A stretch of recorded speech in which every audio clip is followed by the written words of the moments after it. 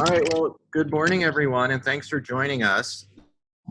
Agricultural Institute of Marin, otherwise known as AIM, along with some of our partners from CAFF, as well as the Small Business Development Center. And today we're going to be talking about resources for farms and small businesses during COVID-19. What we'd like to be able to do is, first, just to go over some protocol for the webinar today. If everyone can put themselves on mute while they're not speaking, that will help to ensure a smooth and efficient process. And we are also recording the webinar for today as well, so please be mindful of anything you say will be on camera or be recorded. We're also going to share the slides and the presentation after today as well. So I'm Naja-Riese with AIM, and we're going to first do some introductory comments just to set the context for where we are. Then we're going to hear from Wiig, who's a director with the Community Alliance with Family Farmers, otherwise known as CAFF. Then we'll have some time for questions, and then we're going to hear from Miriam Karell with the Small Business Development Center in Marin, who will talk about resources for small business owners. And then we'll do some wrap up and so forth.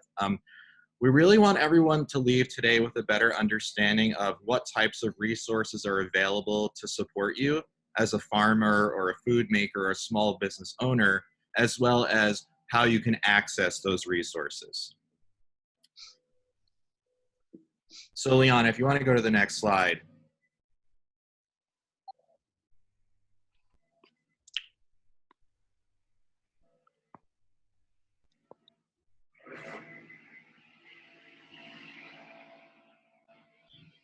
As everyone should know, farmers markets are what are called essential and critical services. What that means is that during the statewide and countywide shelter-in-place or stay-at-home orders, farmers markets, farming, food production can continue to operate as long as we're able to adhere to the social distancing requirements. You can go to the next slide. For those of you who have been participating at the markets, you're well aware of many of the changes that we put into practice. Each week we're learning as we go, and we're seeing that the overall response from the community is quite strong. People appreciate the level of safety and thoughtfulness that we're putting into the market design and layout. We're also focused on strategies by ensuring that shoppers are not able to touch any product prior to purchase. Ensure that we've separated all market booths so that there's additional room for people to maintain their distance. And we're also keeping all shoppers in an orderly line by placing them at 6-foot intervals before they enter a booth to make a purchase. We know these are additional protocols. It's a very different way of doing business than what we're accustomed to. However, it's very critical for us to enforce these public health guidelines so the markets can remain open. You can go to the next slide. We've also created a series of videos. This was created by our education team. So Will Finney, Tyler Thayer, and Mimi Chowdhury put together a series of videos with guidance for producers and shoppers to explain the protocols and how we're achieving social distancing. So if you haven't already had the chance to watch them, we do encourage you after today to watch these videos so you can learn more. Now what I would like to do is to turn things over to our partners to discuss various resources that they have to support farmers and small businesses. Again, as a reminder, please put your phone or your WebEx or your Zoom connection on mute to make sure that we're blocking background noise. And now without further ado, I'm going to introduce Wiig, the Director of Membership and Communication with CAFF.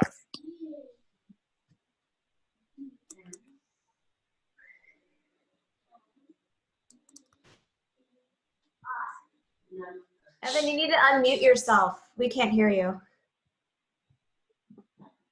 Good. Guess I'm in. Good.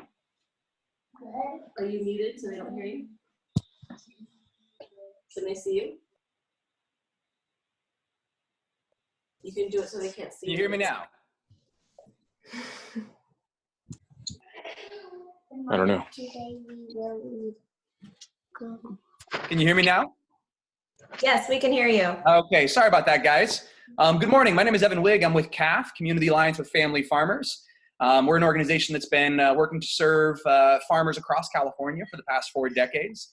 And I know that these are wild times for everybody, a lot of changes afoot. So I just wanted to go over a few of the resources that we've compiled, and specifically for family farmers who are struggling during this crisis. The first thing I'll say is, one of the things that we're seeing across the board is that the impacts on farmers and agriculture in California it's a lopsided impact. So, for some people, they're seeing CSA farmers, for instance, they're seeing a huge surge in business. At the beginning of March, most of the CSA farmers that we were working with were struggling to find enough customers and members for the 2020 season. By today, the majority of those farmers now have waiting lists. So for those who were either currently operating CSAs or were ahead of the curve in terms of developing online e-commerce sites for direct purchasing, those folks are actually doing pretty darn good right now.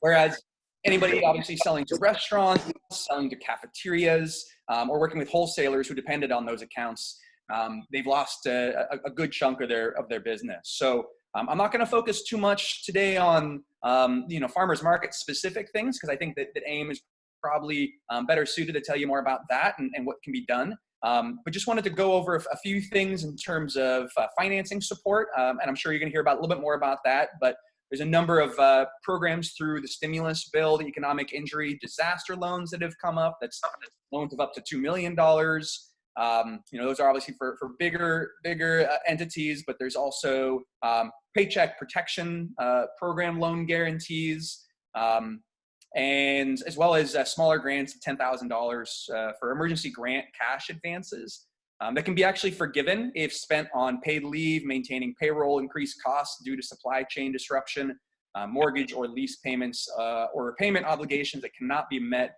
due to the revenue loss that you've experienced.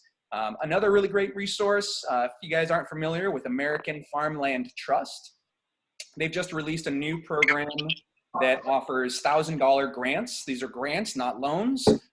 So those are for any family farms that have been affected during if you've lost sales or have been hit economically. So I definitely want to encourage you to check out American Farmland Trust. Another one is California Farm Link.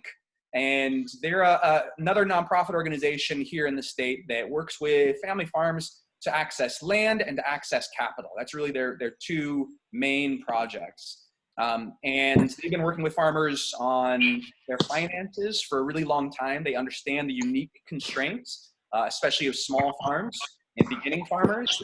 So if you have issues related to finances, whether it's accessing loans, it's financial advising, or any issues with, say, for instance, your lease as it relates to the current crisis, or just in general, I really encourage you to check out California Farm Link. And then last finance option that I'd encourage you to investigate is Kiva. Kiva is a crowdsourcing loan program. So essentially, it's kind of like GoFundMe and things like that, where you can set up an online account to raise money. But in this case, these are loans, not grants, but there's zero interest. So essentially, you build a website, a campaign on their website, and you say, I'm looking to raise, $10,000, whether it's I need a new tractor or it's I need disaster assistance for my my current operation because I lost all my restaurant accounts. Then you get people to donate or loan small amounts that eventually add up to your full amount. So again, that's Kiva. If you just Google Kiva, you can find it. And the next thing I want to talk about today is markets and sales. For those of you who have lost sales, I'm going to go ahead and screen share. Let's get that up. So I encourage everybody to check out, we have a whole webpage on our website. You just go to CAFF.org and you'll see the whole COVID-19 response.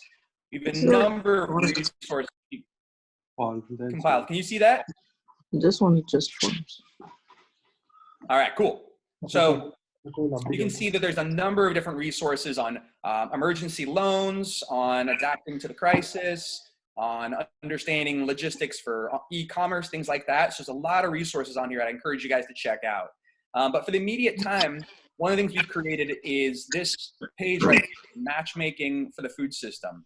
So the way it works is if for instance you have food to sell, say for instance you had a big restaurant account and you were selling all of your leafy greens and now you suddenly have this surplus and no market for it, all you have to do is go to this website, and I'll send the link to everybody here, and you simply go in, you say what you have, the quantity, what the price is, where your information about your farm, and how to get in touch with you. And then our farm to market team will actually work with you in finding new markets. And the same thing that we're doing here is for folks who are actually looking for sales. So for instance, you'll see that there are a couple of distributors, and let's say, Rainbow Grocery, for instance, in San Francisco, they say they're looking for everything. So they're having a problem with finding enough products. So if you have to sell, this is a great resource to check out. Their contact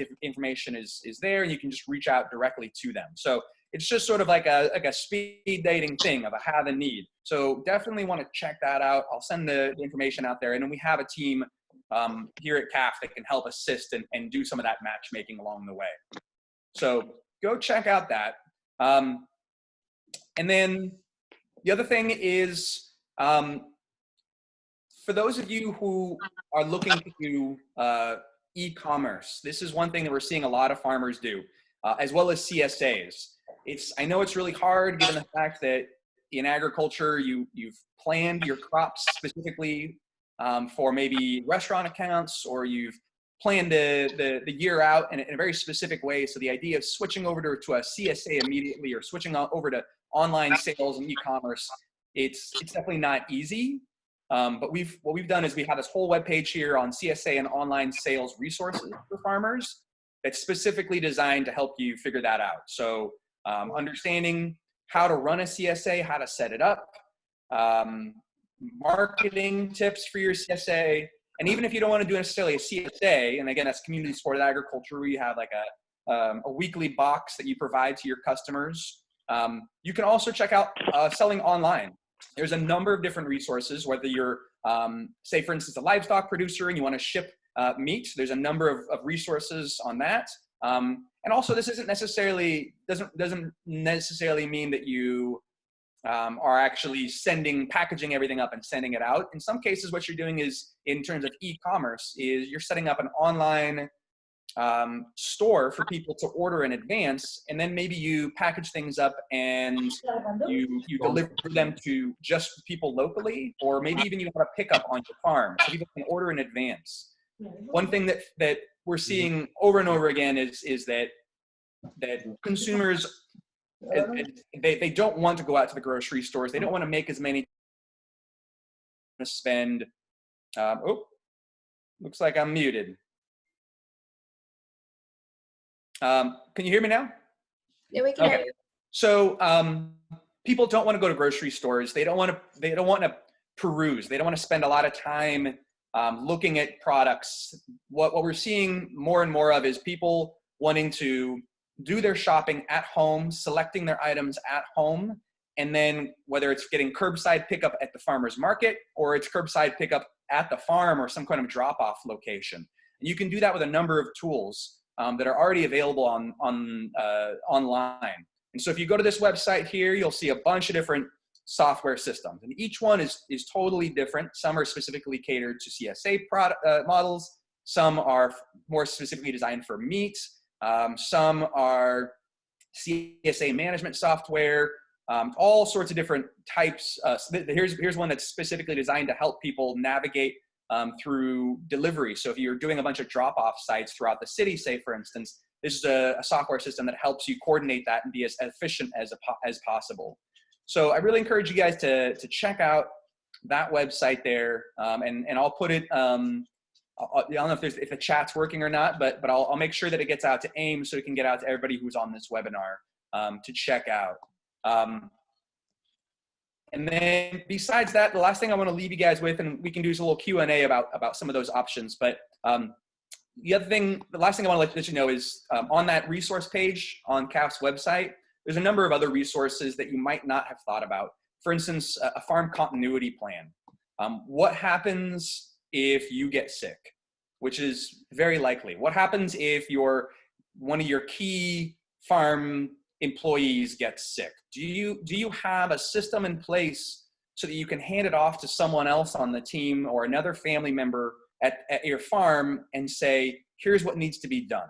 And we as farmers, we like to keep everything in our head. I think that's a common thing that I see over and over again is we know where everything is. We know where the water lines are. We know what the sales accounts are. We know who we're calling when we do our, wholesale, whatever it might be. We have everything in our head, but very, very rarely do we think we need to like write it down and come up with a plan because, especially on a small operation, sometimes it's only you and a few people.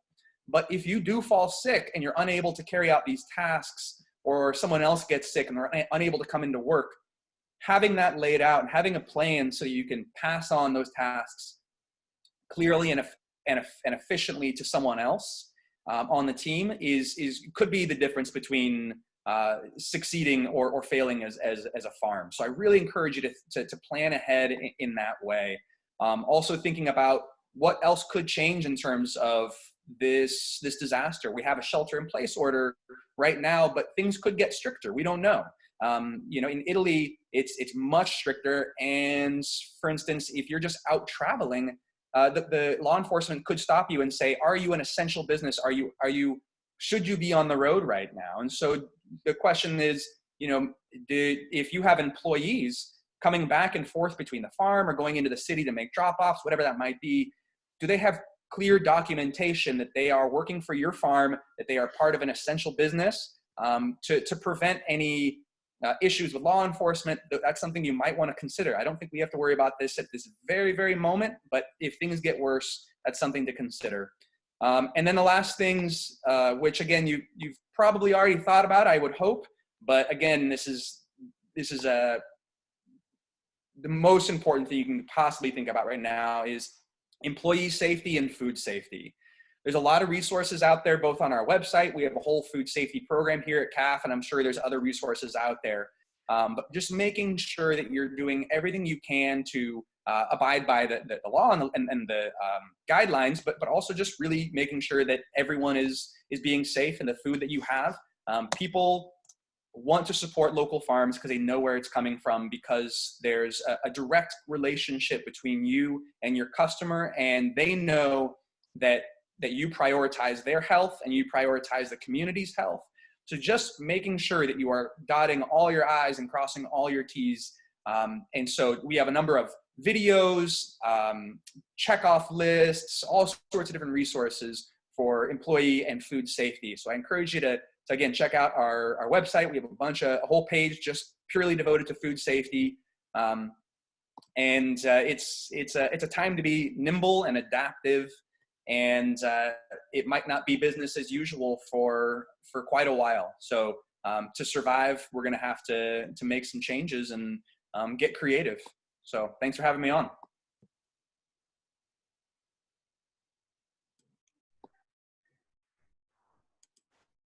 Great. Well, thanks, Evan, for sharing. We have time now for questions. So if you have a question, there's a function where you can click to raise your hand. So you can ask your question, and then you're able to unmute yourself. So we'll try to do this in an orderly way. So if anyone has a question for Evan, you can raise your hand, and then we'll make sure you're able to ask that question. And just so everyone's clear, if you click on the participant, and it opens up a box, and at the bottom of the box, it will say raise hand. The participant at the bottom, and then you can raise hand.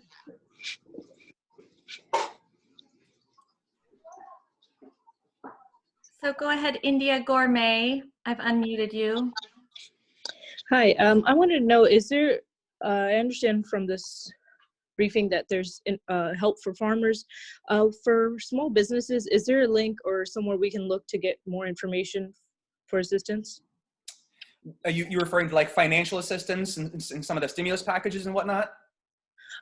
Financial yes, financial, or if there is something that we can do to help our employees. Yeah, so a lot of the relief packages that relate to small farms will also relate to small businesses. And I think you're going to hear from somebody after me who can kind of dig into some of those resources a little deeper as well. But for the most part, we're talking about small businesses across the board.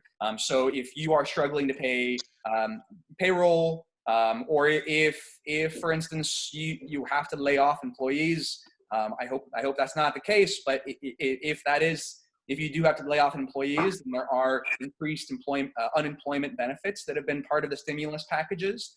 So what I would encourage you to do is check out, there's a number of resources online from the government as part of the stimulus packages, and most of it's pretty easy to find. But again, because of the crisis and because of so many people trying to access these resources at the same time, I would just really caution you and urge you to be patient and plan for nothing's going to be quick. You're not going to see things immediately. But when it comes to both small business financial assistance as well as unemployment benefits for those who've lost work as a result of this disaster, a lot of that is coming from the federal government right now. Okay, thank you.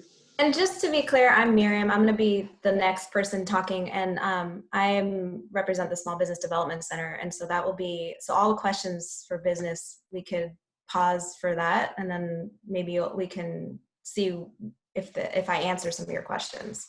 Great. Thanks, Miriam. Okay, Roland Feldmeyer, go ahead with your question. Great. Thank you very much, guys. This has been very informative. I do have a question. I think it's Evan, right, from CAFF. The matchmaking feature that you guys have. So we're a coffee producer in terms of a coffee roasting company. Do you guys support that level of agricultural business, or is it purely just for growers?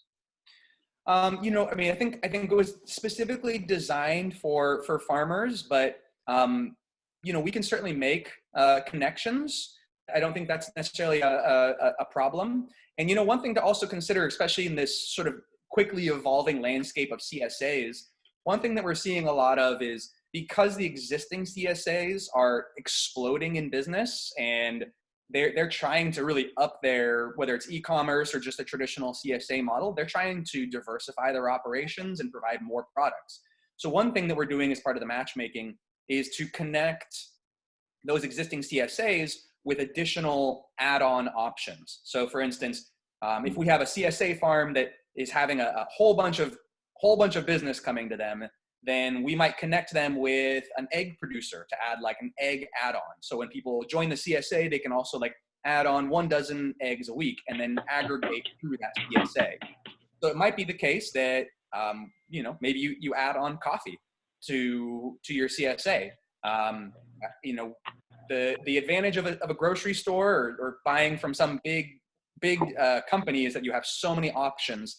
And for a CSA that's just producing some seasonal vegetables, you know, it's not as appealing for a lot of people. And that's been one of the real big struggles with CSAs.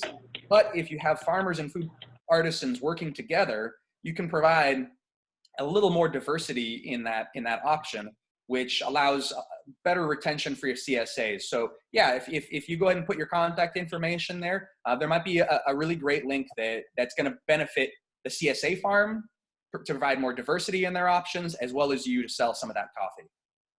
Awesome. Thank you. You guys have been very tremendous in providing help. Thank you, Andy, and AIM for putting this together. This is great. I have one more question. Julie Rosati, go ahead. Oh, sorry. Let me try again to unmute you. There we go. Julie? Yeah, can you hear me? No. Yep. Yes? Okay. This has been great. Evan, I've got a question in regards to gaining exposure for e-commerce. We have an e-commerce site set up and have been in a while, but have struggled with exposure. Do you have any advice or recommendations on that in this time? Yeah, so what I would do is reaching out to the food industry and media. I know that a few examples, here in Sonoma County, we have Sonoma County Farm Trails that has been putting out a whole list, and they're a marketing co-op. So that's the whole shtick is promoting local farms in the area. Edible Marin and Wine Country has a whole list as well. So really relying on their base, as well as I was talking with a producer here whose restaurants accounts were more than 90% of their business. And so they're suddenly having to go direct and setting up e-commerce, on the fly. And one of the things that they've done is just personal connections, social media. I mean, this is the age of social media. Everybody's stuck at home. They're looking on their phones. They're constantly, scrolling through their Facebook or their Instagram or whatever it is. And it's really nice for people to see, for every 10 disaster stories, to see locally grown organic beef in my neighborhood or whatever it might be. And so using social media, and then also reaching out, they're reaching out to sort of what you call influencers, food bloggers and food writers and chefs who are maybe out of business right now. But to gain access to those folks and do a feature. Someone was doing a recent, a chef did a whole video of how to break down a duck, right? Because the duck is a very niche item, right? And they were selling to restaurants. And suddenly they're trying to sell duck direct to the consumer, which it's kind of a hard sell. Most people don't know how to cook a duck. Most people are intimidated by duck. And so the idea of trying to reach people in their homes with duck is pretty intimidating. So one thing they're doing is trying to work with chefs to teach the public on how to break down a duck, how to use a duck, different recipes for duck. So, that's one way to do it. But I think that we're really fortunate here in the Bay Area, and I think in the North Bay in particular, where we have a really food-centric community that really supports our family farms. So I would say reaching out to personal connections, chefs, social media, and trying to get out into the immediate community. But of course, if you can sell beyond the local region and actually deliver, beyond that, that's great. But I think right now people want to know where their food's coming from and support local businesses like yours. Thank you. That's all the So hands. just to take it a step further, you say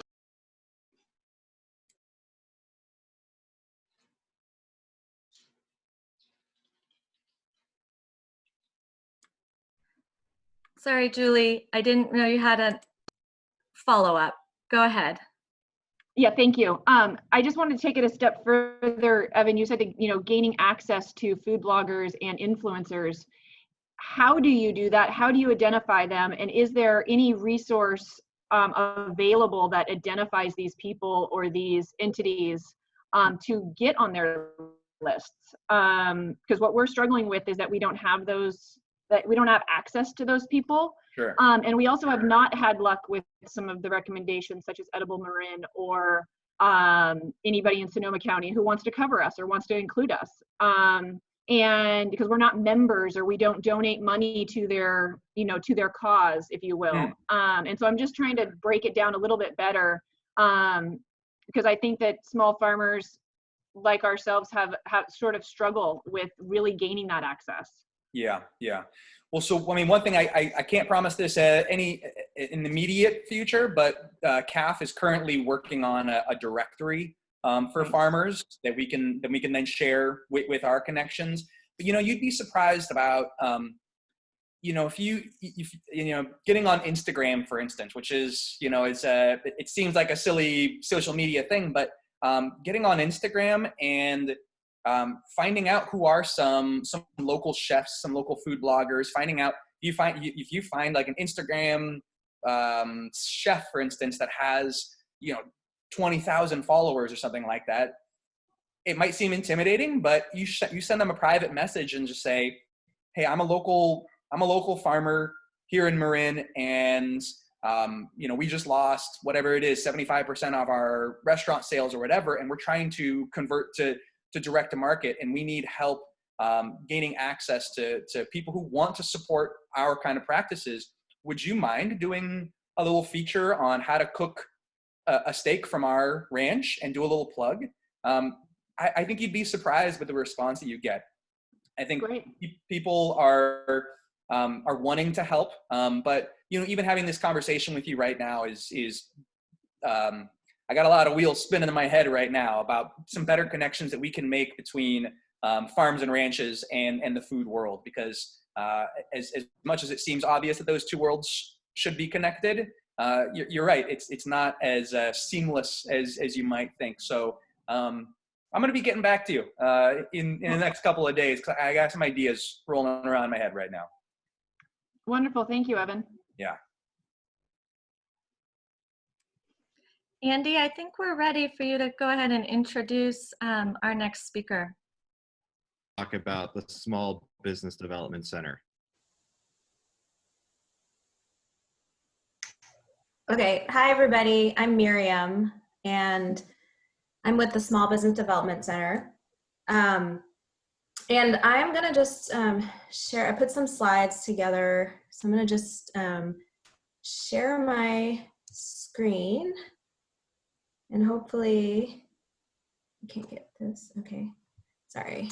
All right, I'm hoping you guys can all see this right now. Yes? You can nod, okay. So I just wanted to applaud all of you for being in business or in farming and all of these different areas, because it's, you know, it's not easy running a business, and giving all the challenges that we have right now, it's really amazing that of all the creativity and all the ways that everyone is still staying going. And we are so happy to hear that, and we are very much, you know, helping and supporting the local business community here. But I wanted to start first with just a reminder, because I'm really glad Evan brought up like your own personal well-being. I mean, there's a lot of stress and there's a lot of craziness going on right now.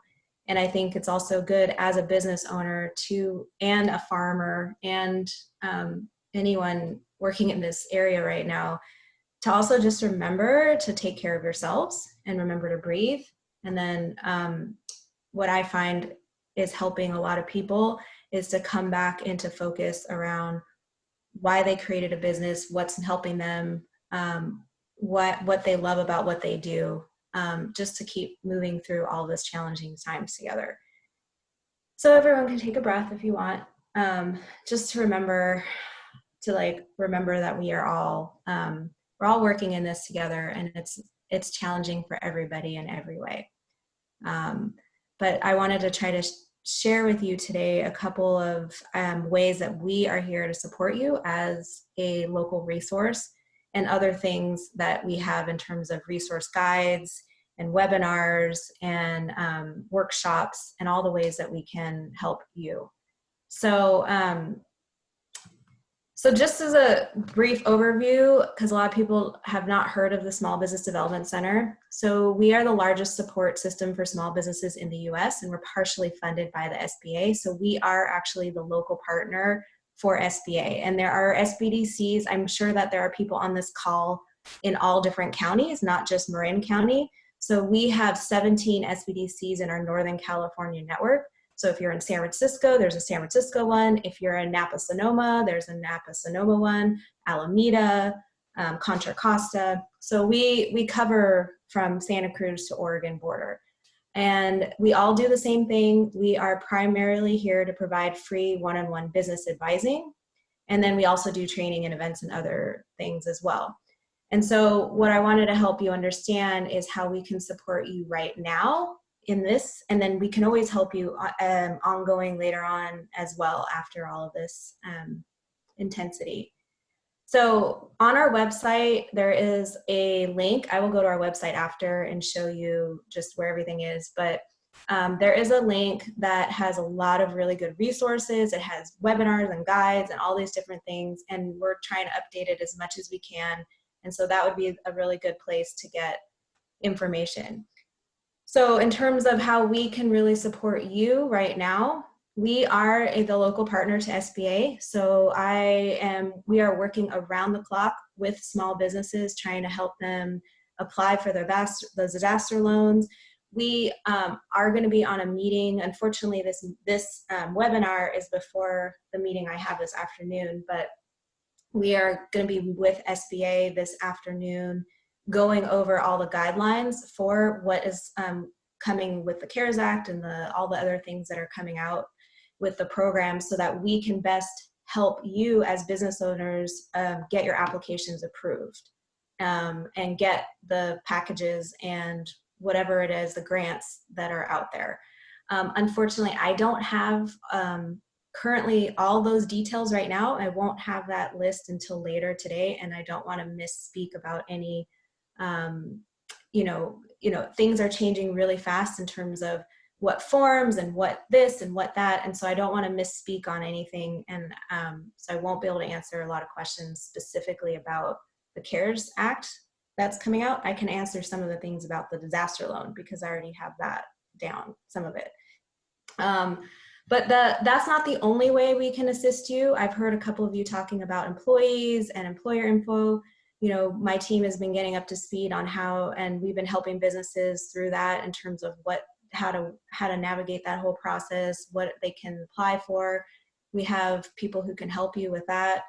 We also can help you with lease negotiations because that has become an issue with paying rent and figuring out how to do other payments. And so we have some people on our team that can help with that. And we also have, marketing specialists that can help you understand, like you had a specific question, Julie, about, well, how do you reach those people or who do you reach? Well, some of my team might be able to help you figure out a strategy and a plan and really go through figuring out tactically how to actually get connected. And that is marketing and social media and storytelling. And then we also have e-commerce support. So, pretty much our team I have a team of 23 experts that have skill sets in different areas, and we are set up to help support the small businesses in however we can. And so I try to create a team based on the needs of the community. And so the center I run is Marin. And so this is, in Marin, but all of the other centers should have people who can help you with all of these different pieces as well. These are the things that we've actively been helping businesses with right now in terms of answering a lot of questions and helping them create an online Shopify store or whatever store platform they're using. We actually are in the midst of an e-commerce workshop that we're putting on to help people with this. And so these are a lot of the tangible ways, and all of the advice is free. Anytime you connect with us to do advising, it's always free. That is because we are a nonprofit and the mandate of our nonprofit pretty much. Oh yeah, and then I forgot, there's also support on strategy, inventory, and pivot. Like I've had businesses contacting me trying to figure out, well, if this market's going to really change, how can I pivot into doing something new and different? And how can I get creative and try some new tactics to help bring in different types of revenue?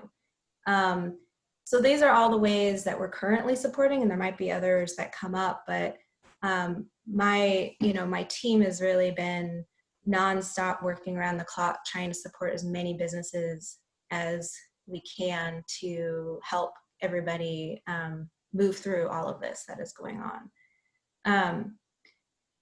And so I'll go into some other pieces. Oh yeah, we have support in our center, English and Spanish. Other centers also do Mandarin and Cantonese. It just depends on what the need is. There isn't a high population in Marin for Mandarin or Cantonese. That's why I don't have that on my team. But I know that in San Jose they do, and I know that in other areas they do. Just so you get a sense, this is some of the people on my team, so you can see the real people. They all are either in business for themselves or have been in business, and so they know the ins and outs of whatever they're advising on, and they can really help you look at the strategies for yourself. And it's not all my team, it's just part of the team. So in terms of getting support with an SBDC, there is a sign up that we need everyone to go through because there's a waiver form in the sign up. And this sign up is the same sign up for any center across our network of 17 centers. You just have to click on the center you want to work with. So if your business is located in Marin, you would click on Marin SBDC. If it's located in Alameda, you would click on the Alameda SBDC. If it's located in San Francisco, so and so. And so I'll show you, it's on our website. There's like a red button that says apply now, and you just click on that and this form pops up, and that's the first place to start to really get support quicker. You're also welcome to contact us, and I have my contact information at the end. But you know, we still are going to need everybody to go through the sign up process so we can get that waiver form signed. So then on our site, there are webinars, and I'm going to send these slides out to Andy and Liana so they'll send them out. But there are different webinars that we've done. There's a really good 10, 12-minute video. It's in English and in Spanish we have that helps people go through the loan and the forms and how to fill them out and what you need to do. So it's a really good starting place if people want to go in that direction. There was also a webinar we did for specifically restaurants and hospitality, and then emergency cash flow responses. We have some webinars that are free coming up. We have one tomorrow, keeping your business going with marketing and social media. So we have 2 of those planned, and we might be adding more. We'll just see what the demand is. And then we also have some free webinars that we are doing that are about helping through the disaster loan process. So if you like just getting more of an overview, helping get some questions answered. And those are the dates for those. And all of this is on our site as well. And then we also have other workshops coming up, Instagram, Facebook, storytelling. So if there's other things that you would be interested in learning, then we have those as well. And so there's a whole bunch of different funding options. I mean, majority of the funding, as Evan was mentioning, is through the disaster loan and the CARES Act or the stimulus package.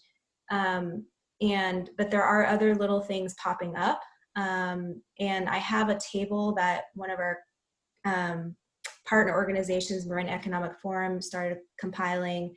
And I will also send that out to Andy and Liana afterwards so you can see other things that are going on. But you know, some of the local counties are starting to create grant programs. Like San Francisco has they're creating a loan grant program, and I think I've even heard maybe Sacramento or some other counties are doing that. There's a grant through the Facebook. There's some program through GoFundMe where they will do a matching $500 for anyone who raises $500 with them. Some of these are really small and some of them are larger. But there's a lot of different options of things where you might be able to try to find some little funding. If you're looking for something larger, probably, and you know, you qualify for the disaster loan or the CARES Act, that's probably going to be something you might want to look into. And we can go through, I can show you the table afterwards. Now, the SBA disaster loan, there has been a lot of frustration and people haven't been able to submit applications because the site was down for a lot of last week. They have been getting 2 million hits or visits a day on their site, so it was just overloaded. It should be back up, but I've heard from businesses that they're still having problems getting through. So there are some other ways that you could submit an application, and I just put that in because I'm getting a lot of requests and questions about that. There's the main portal, and then there's Dropbox you can email, and then there's snail mail and all of these different things. But our team is really set up to help you through that process. So if you do need support and you're Marin located or anywhere, I mean, if you're Marin located, you come to me. If you're anywhere, I can help point you, or you could just go to that sign up for the SBDC center that's in your region.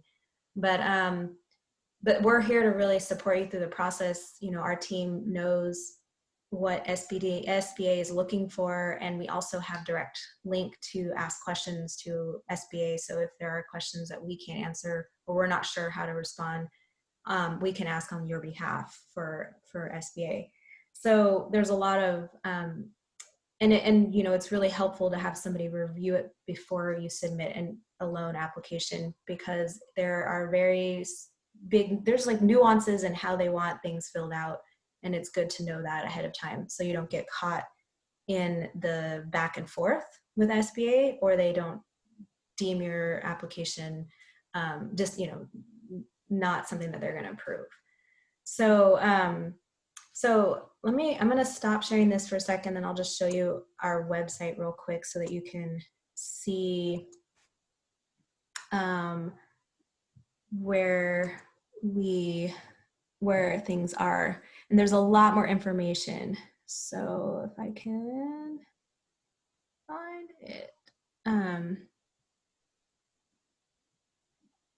not sure if this is it. Let's see. No, that's not it. Sorry, I don't know why it's not. Let me try it again. It's not showing up on my, when I look at to share, it's not showing up as one of the options for me to pick from.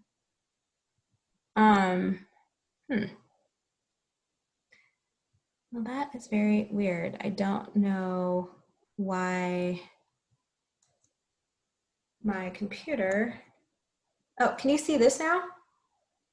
Yep, okay, good. Okay, so this is our main site, and you can see that right up in front, there's this COVID-19 info. There's also a survival guide.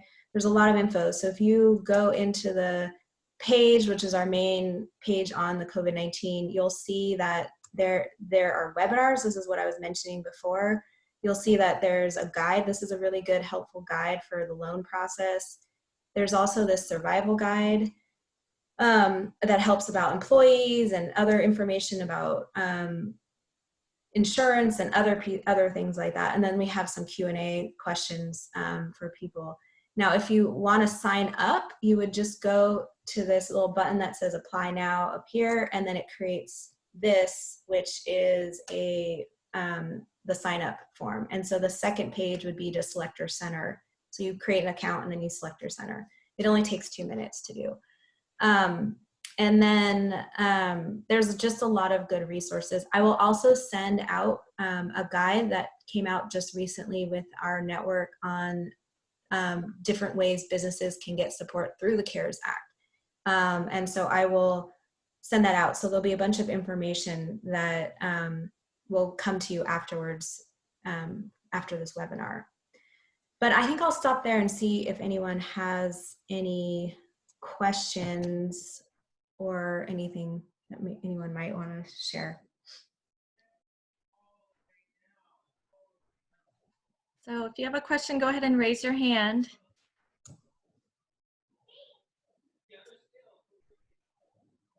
We can also forward questions along to the presenters afterwards. So if you think of something later, jot it down and email me or Andy or Miriam or Evan directly. They'll have their contact at the end as well. Oh yeah, I didn't put that up on my slides. I can put that back up if you want.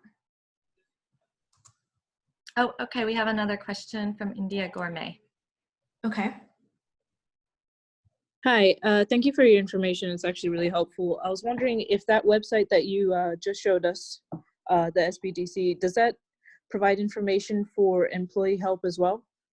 Yes, so there's some guides that have some information about the employee, and it's in the, here, I'll go back to that so you can see.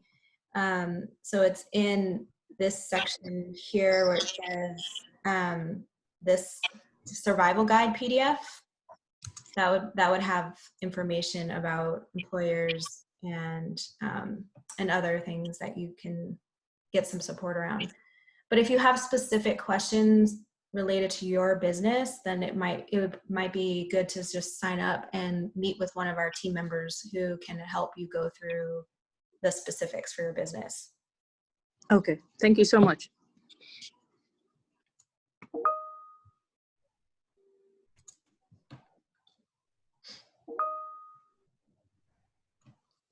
Any other questions? I'm not seeing any other questions, so I think we'll go ahead and move on so that we can try to finish up. I'm going to go ahead and share my screen again. Give me just a moment. We have our PowerPoint in a couple different places, so I'll be right with you with that presentation back up.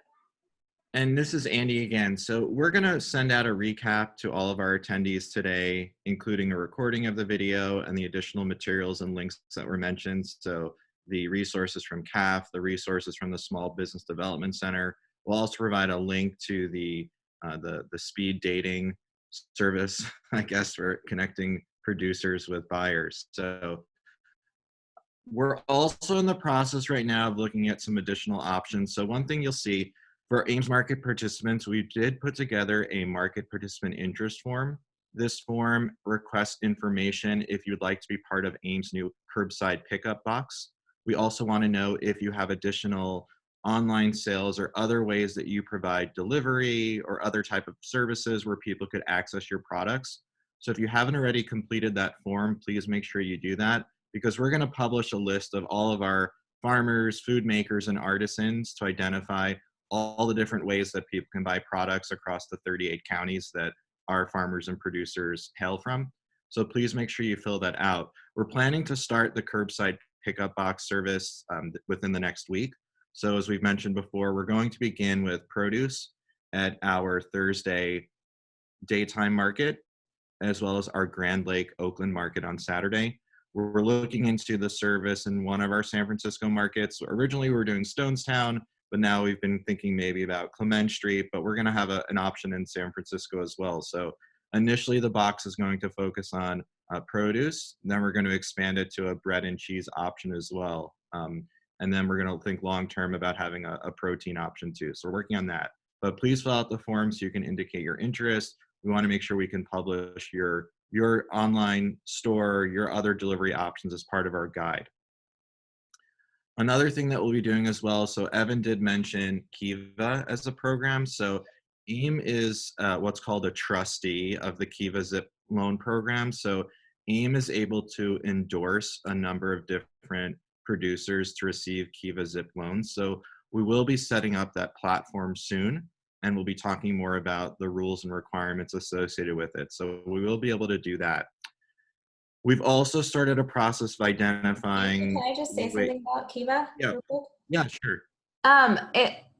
It's really helpful to get support in setting up an account so it could be the most successful. We've definitely helped a lot of businesses through getting Kiva loans. So I highly recommend connecting to the local SBDC to get support to make sure that you can make it the most successful for you as possible. Great. Thanks, Miriam.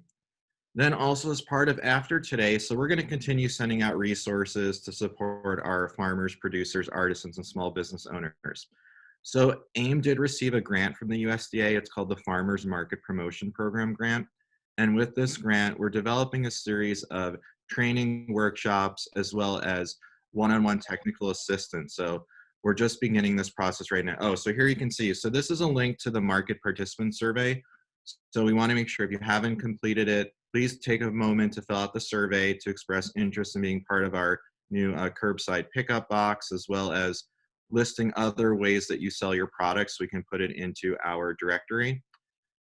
Then, as I mentioned, we're also in the process of rolling out our new program and grant deliverables through our Farmers Market Promotion Program grant. So each year under the grant, we're going to host 3 workshops intended to support farmers and producers in ways that they can improve their sales and marketing. And these workshops will be regionally oriented. So we'll have workshops in Marin, we'll have workshops in the East Bay, and also workshops in the Central Valley. So we're in the process of developing those, working with a number of our technical assistance partners, including Miriam as one of the technical assistance partners. Through the grant, we're also able to provide intensive technical assistance to 20 producers per year. So we'll be serving as a liaison to help connect our partners with 20 different producers where they can receive ongoing technical assistance. The other key change, or the other key activity we're focused on with our grant, is that we are creating an online job board for Ames producers to help connect them with potential employees and interns to work at the farmers markets, as well as on farm in food production or in the development of artisan products. So stay tuned for that. And then we're also working to look at additional options for mobile apps and ways to link our educational programs with participation in sales at the farmers market. So a lot of exciting things happening, and we really rely on the support of everyone to make sure we can keep AIM, the farmers markets, and all of our farmers and food businesses operating for the long haul. So we're just going to close with just sharing contact information. So if you have any follow-up questions about AIM services or about the content of the webinar or the resources we mentioned, feel free to contact me and Liana. If you'd like to reach Evan directly, you can contact him. Here's his email, as well as Miriam. So feel free to contact any of our speakers for today to receive additional information. And if they don't have the answer, I'm sure they'll be able to put you in touch with someone who will be able to provide support. So again, we want to thank everyone for participating. Feel free to share any feedback about today's webinar, what you liked, what you'd like to learn more of, because we can then think about future webinars or link you with our partners that are also hosting additional webinar options too. So stay tuned for a follow-up with additional links and information resources. And thanks for all that you're doing. We're in a really historic time right now, and everyone on this call, all of the work we're doing is helping to ensure that our local and regional food system stays alive. So thank you so much for all of what you're doing, and we will get through this. Thank you. Thank you very much. Well done. Thank you all. Thank you very much. Thank you.